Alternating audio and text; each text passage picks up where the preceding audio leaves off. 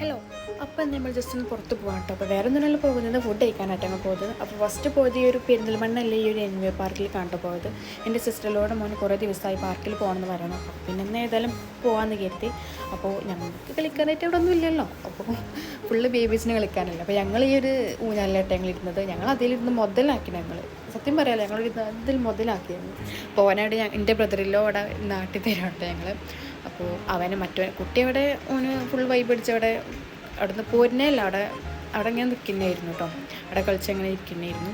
പിന്നെ ഞങ്ങൾ ഇറങ്ങാൻ നിന്നപ്പോഴത്തേനും മഴ പെയ്തു. അപ്പോൾ ഇനി മഴ കുറഞ്ഞിട്ട് ഞങ്ങൾ ഇറങ്ങാമെന്ന് കരുതി. അപ്പോൾ ഫസ്റ്റ് അതിൻ്റെ മുന്നേ തന്നെ ഉണ്ടല്ലോ ഈ ഒരു സ്വീറ്റ് കോണിൻ്റെ ഒരു ഷോപ്പ്.